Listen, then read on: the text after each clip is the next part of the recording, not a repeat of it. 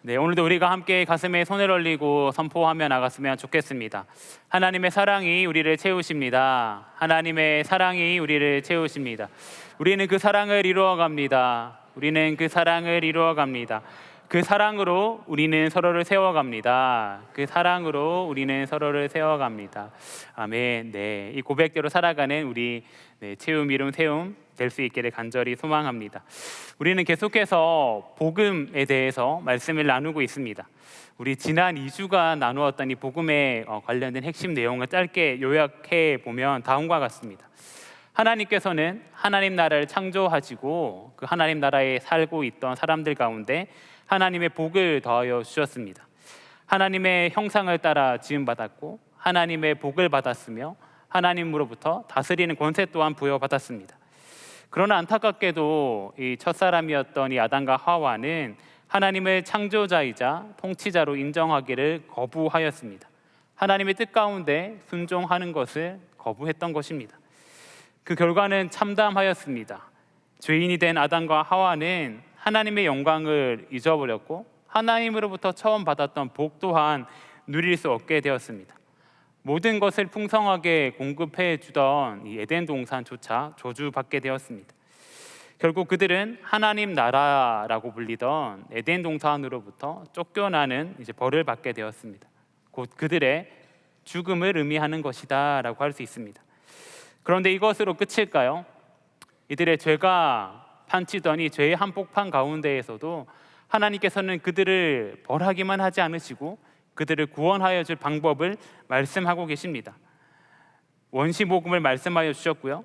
잠깐 그들을 가릴 수 있었던 무화과 나무 잎을 대신하여서 가죽옷을 입혀 주셨습니다. 생명의 희생이 필요했던 가죽옷이었습니다. 그리고 그 가운데 우리를 구원하여 주시겠다라고 약속하고 계십니다. 그리고 하나님께서 약속하셨던 그 구원의 약속이 오늘 말씀 가운데에서 자세하게 나타나고 있습니다.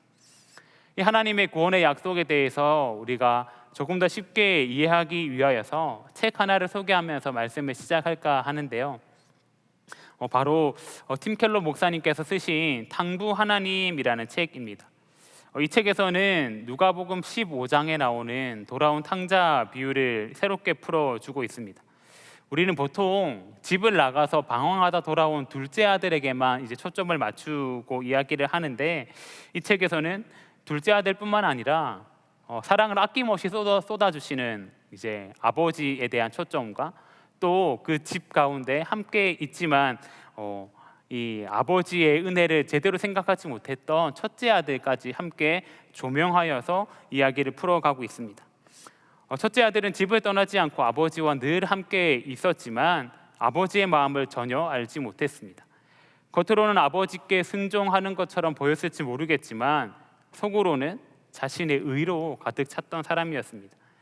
그러면서 팀켈러 목사님께서 이야기하시는 것은 집을 나간 둘째 아들은 물론이고 집에서 아버지와 함께 있다고 여겼던 첫째 아들까지 모두 다 아버지의 은혜가 없이는 살 수 없는 존재들이다라고 이야기하고 있습니다. 오늘 우리가 이야기하고자 하는 로마서 3장에서도 동일한 이야기를 하고 있습니다. 로마서 3장의 바로 앞인 로마서 1장에서 2장에서는 바울이 이방인의 죄를 비롯한 유대인의 죄를 고발하고 있습니다.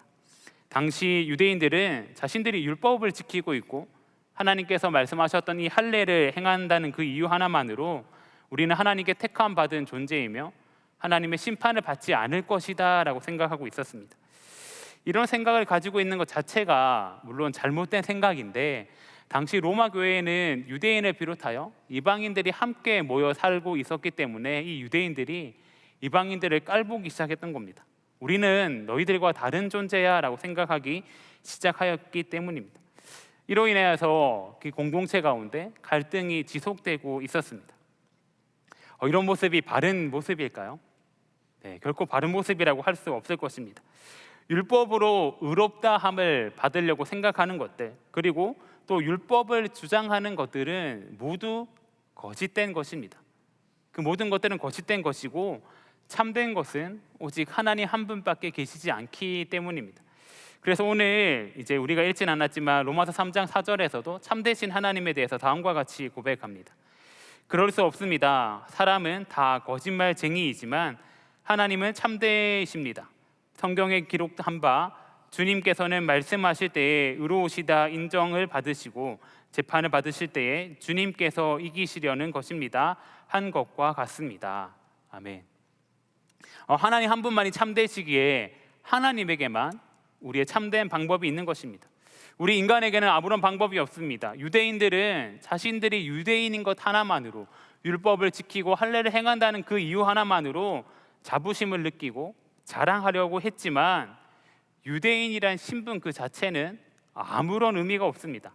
왜냐하면 우리는 모두 다 죄 아래에 있는 죄인이기 때문입니다. 그래서 바울은 이어지는 말씀을 통해서 이렇게 이야기하고 있습니다.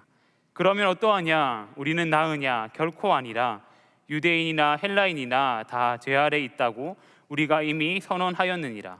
기록된 바 의인은 없나니 하나도 없으며. 아멘. 우리는 모두 다 죄 아래에 있고 우리는 모두 다 죄인입니다. 이 세상 그 어떤 누구도 스스로 의롭다 할 수 없는 존재들입니다. 죄인은 결코 거룩하신 하나님 앞에 나아갈 수 없습니다.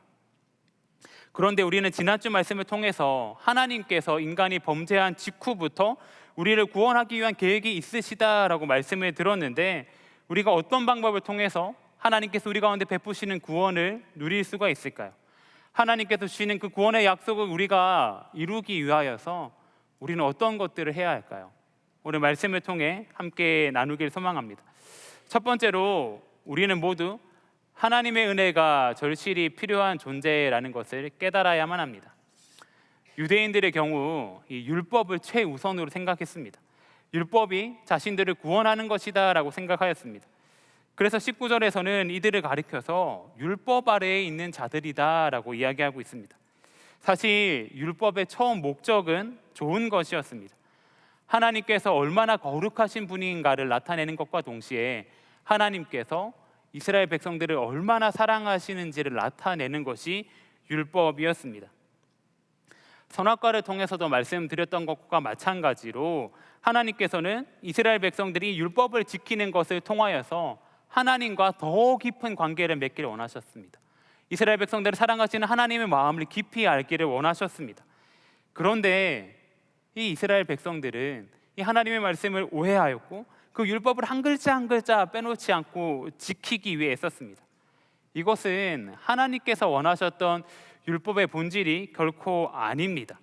하나님과 친밀해짐이 없는 그저 율법 조문을 지키는 행위는 하나님의 심판을 받을 수밖에 없으며 결코 의롭다 함을 받을 수 없는 행위이기 때문입니다. 말씀에서도 분명히 기록하고 있습니다. 로마서 3장 19절에서 20절에서는 다음과 같이 이야기합니다. 우리가 알거니와 무릇 율법이 말하는 바는 율법 아래에 있는 자들에게 말하는 것이니 이는 모든 입을 막고 온 세상으로 하나님의 심판 아래에 있게 하려 함이라. 그러므로 율법의 행위로 그의 앞에 의롭다 하심을 얻을 육체가 없나니 율법으로는 죄를 깨달음이니라. 아멘. 이처럼 율법은 우리의 의로움을 증명하는 것이 아니라 우리의 죄를 나타나게 하는 것입니다. 이것은 바울이 로마서 2장에서부터 지금까지 이야기하는 것의 결론이다라고 할 수 있습니다. 바울은 이것을 수없이 강조하고 있습니다. 왜냐하면 지금 이 로마서를 받아보고 있는 유대인들이 자신은 율법만 있으면 모든 것이 오케이, 모든 문제가 해결된다라고 생각하였기 때문입니다. 유대인들은 누구보다도 율법에 대해서 잘 알고 있던 사람이었습니다. 자부심을 느끼고 있던 사람이었습니다. 율법에 관한 한 자기보다 더 많이 아는 사람이 없다고 자랑하는 사람들이었습니다. 그러나 이들은 결정적으로 율법이 가지고 있는 가장 중요한 역할이었던 죄를 깨닫게 하는 것, 그리고 하나님과 친밀해지게 하는 것을 알지 못하였습니다. 스스로 의롭다 여겼기 때문에 자신들을 위해 오신 예수님을 알아보지 못하고 결국 예수님을 십자가에 못 박혀 죽게 하고 만들어버리고 맙니다. 계속된 죄인의 길로 향하여 가고 있는 것입니다. 그래서 23절 말씀에서도 다음과 같이 이야기하고 있습니다. 모든 사람이 죄를 범하였음에 하나님의 영광에 이르지 못하더니. 우리 모든 사람이 죄를 범하였고 하나님의 영광에 결코 이르지 못하는 존재임을 이야기하고 있습니다. 말씀 가운데서 계속해서 우리가 죄를 범하였다라고 이야기하고 있습니다. 그렇다면 우리가 이 죄를 극복하기 위해서는 이 유대인들이 자랑하던 율법이 아니라 다른 것이 필요할 것 같습니다. 그것이 어떤 것이냐면은 바로 하나님의 은혜이며 하나님의 의라고 할 수 있습니다. 그래서 우리가 방금 읽었던 20절과 23절 사이에 율법 외에 다른 방법들을 이야기하고 있습니다. 우리 로마서 3장 21절에서 22절을 한 목소리로 봉독해 보겠습니다. 시작. 이제는 율법 외에 하나님의 한 의가 나타났으니 곧 예수 그리스도를 믿음으로 말미암아 모든 믿는 자에게 미치는 하나님의 의니 차별이 없느니라. 아멘. 인간은 스스로의 행위로는 결코 하나님 앞에 의롭다 칭함을 받을 수 없는 존재들이었습니다. 그런데 말씀 가운데에서 율법 외에 하나님의 한 의가 나타났다라고 이야기합니다. 그리고 그 의는 예수 그리스도를 믿음으로 말미암아 우리 가운데 미치는 것이다라고 얘기하고 있습니다. 하나님께서는 스스로의 방법과 스스로의 노력으로는 의롭다함을 받을 수 없는 존재인 우리 인간들에게 의롭다 하심을 얻을 수 있도록 전혀 새로운 길인, 전혀 다른 길인 예수 그리스도라는 길을 우리 가운데 마련해 주신 것입니다. 하나님께서는 흠없는 예수 그리스도를 이 땅 가운데 보내주셨습니다. 그리고 예수님께서는 우리의 모든 죄를 대신하여서 십자가에 못 박혀 죽으셨습니다. 그로 말미암아 우리가 하나님께 나아갈 수 있게 된 것입니다. 그런데 우리가 예수 그리스도의 십자가를 힘입어서 하나님께 나아갈 때에 우리 가운데 필요한 것이 있을까요? 필요한 것은 전혀 없습니다. 한 가지가 있다면 바로 믿음이 필요한 것입니다. 오늘 말씀에서도 예수 그리스도를 믿음으로 말미암아 모든 믿는 자에게라고 기록하고 있고, 예수님께서도 또 요한복음 3장 16절을 통하여서 이는 그를 믿는 자마다 멸망하지 않고 영생을 얻게 하려 하심이라 라고 말씀하여 주셨습니다. 다른 조건은 아무것도 필요 없습니다. 세상의 기준으로는 재물이 많은 것, 학벌이 좋은 것, 외모가 잘생긴 것, 유명해지는 것, 많은 조건들이 필요할 수 있겠지만 구원에 있어서는 그런 조건들은 전혀 필요 없는 것입니다. 그런 조건은 필요 없이 단 한 가지, 예수님께서 우리의 길이 되신다는 그 믿음 하나면 되는 것입니다. 다른 길은 결코 없습니다. 세상의 많은 사람과 기준들은 예수님께만 길이 있냐라고 반문하기도 하지만 말씀은 다른 길은 결코 없음을 분명하게 이야기하고 있습니다. 사도행전 4장 12절에서도 다음과 같이 기록합니다. 다른 이로서는 구원을 받을 수 없나니 천하 사람 중에 구원을 받을 만한 다른 이름을 우리에게 주신 일이 없음이라 하였더라. 아멘. 정말 많은 사람들이 하나님께 나아갈 수 있는 길이 많다고 주장하고 그렇게 이야기하지만 말씀은 분명하게 이야기합니다. 다른 길은 전혀 없고 오직 예수님만이 우리가 하나님께 나아갈 수 있는 길이 되신다라는 것입니다. 그렇기 때문에 이것을 가리켜서 하나님의 은혜다라고 이야기합니다. 우리는 우리의 힘으로 결코 의롭게 될 수 없는 하나님의 은혜가 반드시 필요한 존재들입니다. 그리고 그것들을 기억하면서 예수님을 통해서만 하나님께 나아갈 수 있는 것입니다. 여러분들 가운데에도 이 은혜가 넘쳐날 수 있게 소망합니다. 내 의와 내 힘과 내 노력과 나의 기준이 아니라 하나님의 은혜로 말미암아, 하나님께서 우리 가운데 보내주신 예수 그리스도로 말미암아 하나님께 나아갈 수 있다라는 것을 기억하며 살 수 있기를 간절히 소망합니다. 이어지는 말씀에서는 우리가 어떻게 예수님을 통해서 하나님께 나아갈 수 있는지 자세하게 기록하고 있습니다. 그래서 두 번째로 예수 그리스도는 우리를 위한 하나님의 화목 제물이 되셨다는 것입니다. 우리 로마서 3장 25절 말씀을 함께 한 목소리로 봉독해 보겠습니다. 시작. 이 예수를 하나님이 그의 피로써 믿음으로 말미암는 화목 제물로 세우셨으니 이는 하나님께서 길이 참으시는 중에 전에 지은 죄를 관가하심으로 자기의 의로우심을 나타내려 하심이니. 아멘.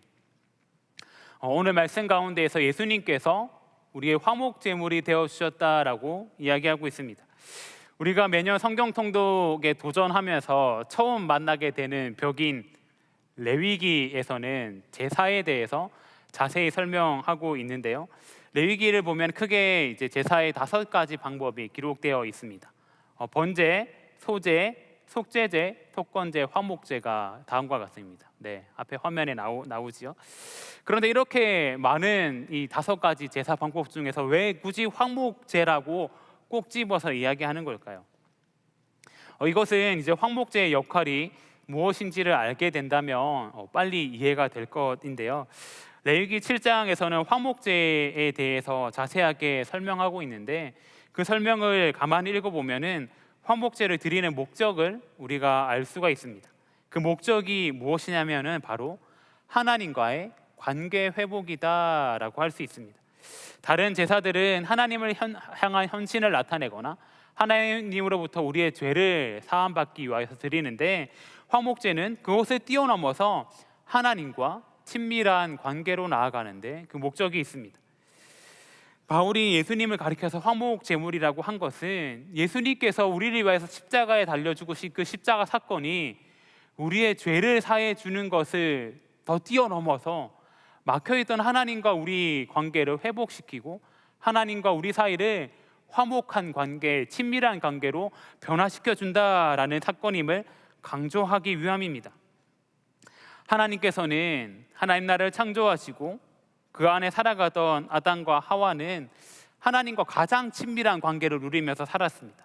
그런데 그들이 범죄함으로 말미암아 우리 가운데 죄가 들어오게 되었고 하나님과 우리 사이는 단절되었다라고 할 수 있습니다. 그런데 예수 그리스도께서 이 땅 가운데 오시고 화목 제물이 되어 주셔서 하나님과 우리 사이의 관계를 회복시켜 주시는 것입니다. 또한 이 화목 제물이 가지는 또 다른 의미가 있는데요. 구약에 나와 있던 다른 제사들은 이 제물을 모두 다 불태워서 하나님께 올려드려야만 했습니다. 이에 반해서 화목제의 경우는 이 제사에 드렸던 고기를 제사에 참여한 사람들이 함께 나누어 먹었습니다.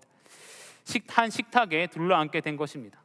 여러분들 역시 마찬가지입니다. 우리는 이 화목제로 말미암아 우리의 죄가 용서받았고 하나님과 우리 사이의 관계가 화목하게 됐을 뿐만 아니라 예수 그리스도를 주로 고백하는 우리 모두 다가 하나님 안에서 화목한 관계가 되었다, 한 식탁에 둘러앉은 존재가 되었다라는 것입니다. 또 예수님께서는 우리의 화목 제물이 되어 주실 때 우리가 어떤 존재가 되어 가는지 또한 기록하고 있습니다. 로마서 3장 24절에서는 다음과 같이 기록하고 있는데요. 그리스도 예수 안에 있는 속량으로 말미암아 하나님의 은혜로 값없이 의롭다 하심을 얻은 자 되었느니라. 아멘. 우리는 예수님의 은혜로 말미암아 속량된 존재들입니다.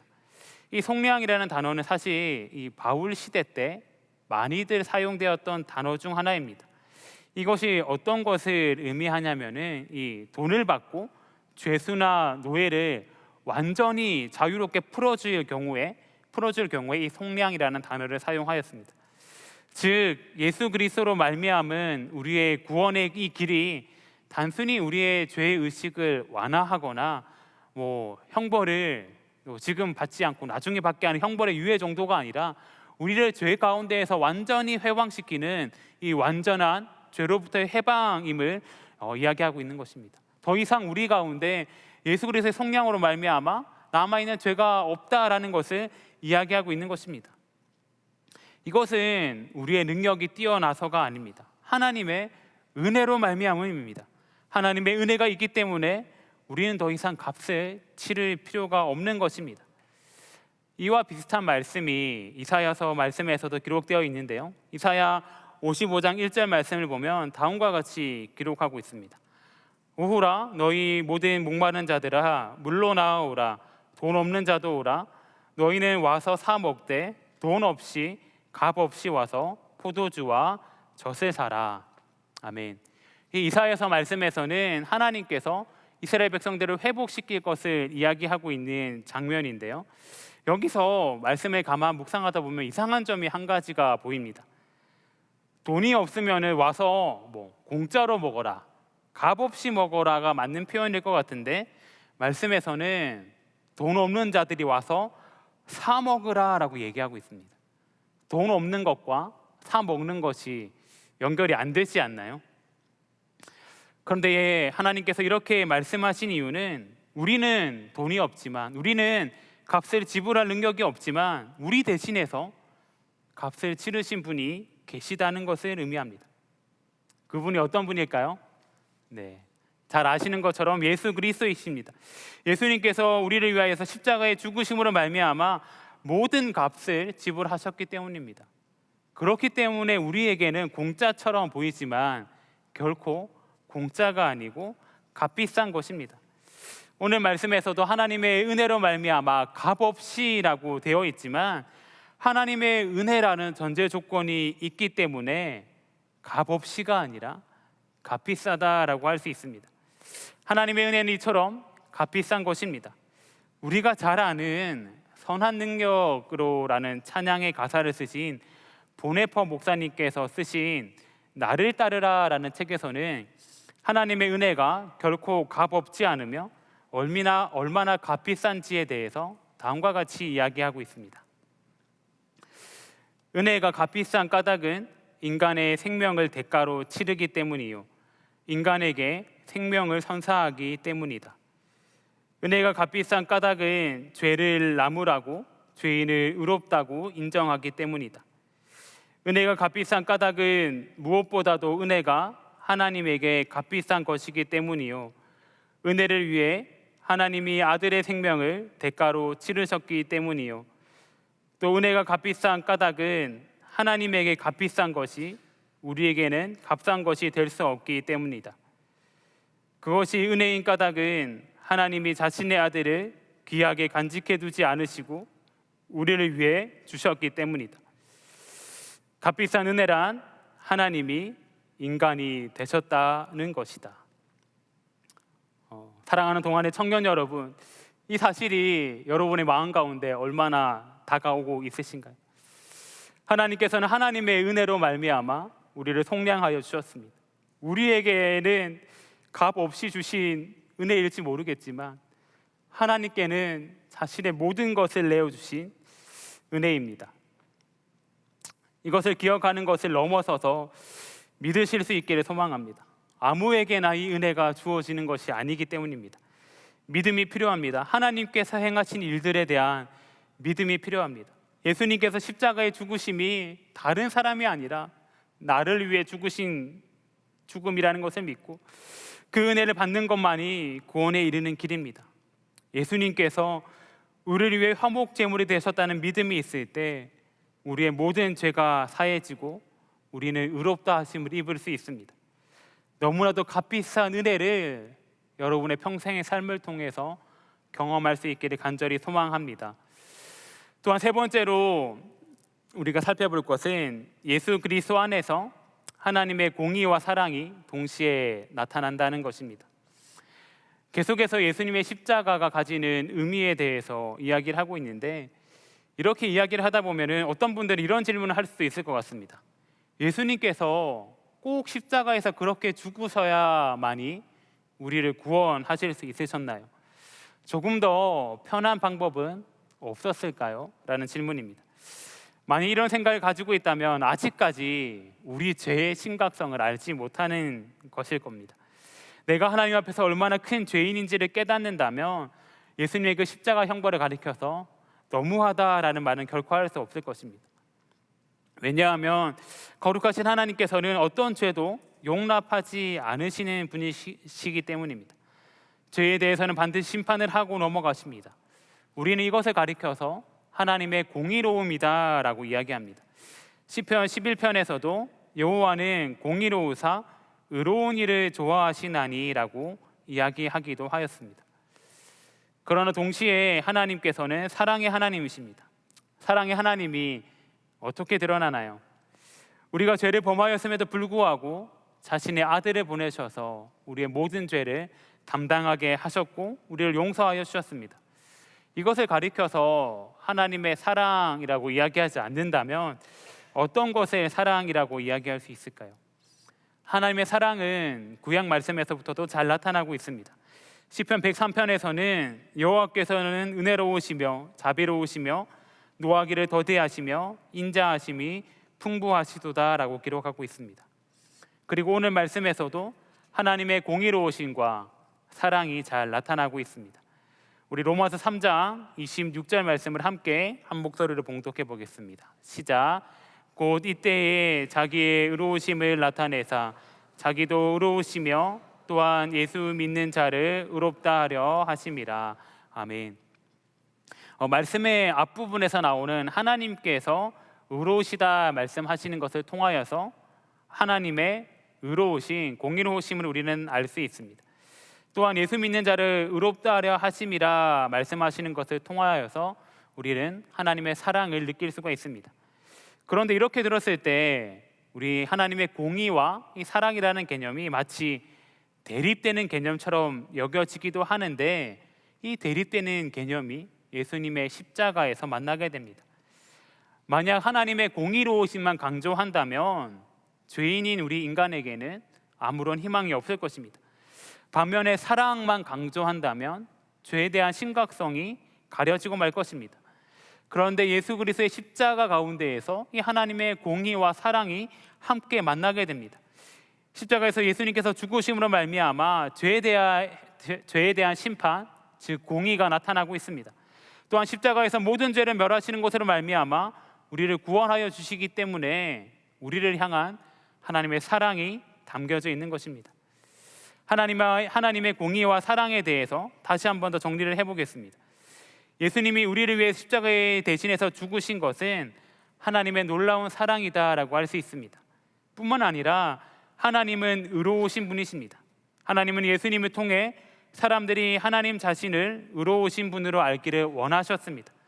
완전한 공의의 하나님께서는 어떤 죄악도 용납하지 아니하시며 모든 죄에 대해서 심판하고 벌하시는 분이시기 때문입니다.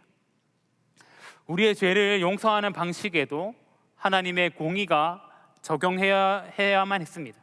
그래서 죄가 없으신 의로우신 예수님께서 우리를 대신하여 가장 크고 무도한 방법인 십자가에 달려 죽으심으로 말미암아 우리 죄에 대한 형벌이 우리를 대신해서 예수님께 쏟아지게 된 것입니다. 어떠한 죄도 하나님의 심판을 피해갈 수 없는 것입니다. 또한 십자가를 통해서 하나님의 사랑이 얼마나 큰지를 알게 하셨습니다. 하나님께 불순종함으로 대적하던 우리 같은 죄인을 하나님께서 어떻게 용서하여 주고 계십니까? 그 가운데 자기 아들 내어주시는 희생을 치르면서까지 왜 아무것도 아닌 우리를 향한 하나님의 사랑을 나타내셨습니까? 이 질문에 대한 해답을 찾는 가운데 우리를 향해 다가오시는 그 하나님의 사랑, 그 하나님의 은혜를 기억할 수 있길 소망합니다. 그런데 이것은 우리 삶에도 적용되어야 할 것입니다. 혹시 나의 삶 가운데 공의만 붙들고 사랑을 놓은 채 사람들을 정죄하고 있지는 않습니까? 아니면 사랑만 붙들고 죄의 심각성을 덮어버린 채 방관하는 모습은 있지는 않습니까? 십자가 앞에 설 때에 우리는 그 십자가 앞에서 하나님의 공의와 사랑이 완벽하게 만나는 것을 경험해야만 할 것입니다. 그리고 하나님께서는 우리 또한 이 공의와 사랑에 따라 살아가는 삶을 살아라라고 말씀하고 계십니다. 말씀을 이제 마무리하고자 합니다. 죄인인 인간은 절망 가운데 살아가고 있다는 것이 오늘 말씀 가운데 잘 드러나고 있습니다. 우리 인간이 어떤 다양한 방법을 쓴다 할지라도, 우리 인간이 아무리 힘쓰고 노력한다 할지라도 우리 힘으로는 결코 의인이 될 수 없습니다. 스스로의 힘으로는 이 죄악을 극복하지 못하는 영원한 죄인일 뿐입니다. 그리고 공의로우신 하나님께서는 반드시 죄에 대해서는 심판하셔야만 했습니다. 그런데 그 심판을 우리에게 돌리지 않으시고 그 심판을 내가 친히 받겠다라고 말씀하시며 십자가에 못 박혀 죽으셨습니다. 그리고 그 죽으심으로 말미암아 친히 화목제물이 되어 주셔서 우리가 하나님께 나아갈 수 있는 길, 하나님과 친밀해지는 길을 만들어 주셨습니다. 이 모든 것을 가리켜서 우리는 하나님의 은혜다라고 표현할 수 있을 것입니다. 이 하나님의 은혜를 기억할 수 있길 소망합니다. 그 은혜를 기억하면서 우리가 더 이상 죄악 아래 거하는 것이 아니라, 율법 아래 거하는 것이 아니라 하나님의 은혜 아래 거하는 존재임을 기억할 수 있길 소망합니다. 그 가운데 우리 평생의 삶 가운데 그 하나님의 은혜를 기억하며 하나님의 은혜를 따라 살아가는 삶을 살아가는 여러분들 될 수 있기를 간절히 소망합니다. 아멘. 함께 기도하겠습니다. 은혜가 풍성하신 하나님 아버지, 오늘도 주님 앞에 우리를 불러주시니 감사를 드립니다. 우리가 아무리 애쓰고 애쓰더라도 우리는 의인이 아니며 스스로 의로울 수도 없는 존재들임을 고백합니다. 그럼에도 불구하고 하나님께서 우리를 버리지 않으셨음을 기억하며 나아갑니다. 예수 그리스도를 화목제물로 내어주시며 우리의 죄를 용서하여 주시는 것을 넘어서서 관계를 회복하여 주시며 친밀한 관계로 우리를 불러주셨음을 기억하며 나아갑니다. 또한 그 은혜는 우리 가운데는 값 없는 것일지 모르겠지만 하나님께는 가장 값비싼 것이었음을 기억하며 나아갑니다. 하나님의 그 은혜를 잊지 않는 삶을 살아갈 수 있게 하시고 그 은혜 가운데 합당한 삶을 살아갈 수 있게 하여 주시옵소서. 우리 주 예수 그리스도 이름으로 기도드리옵나이다. 아멘.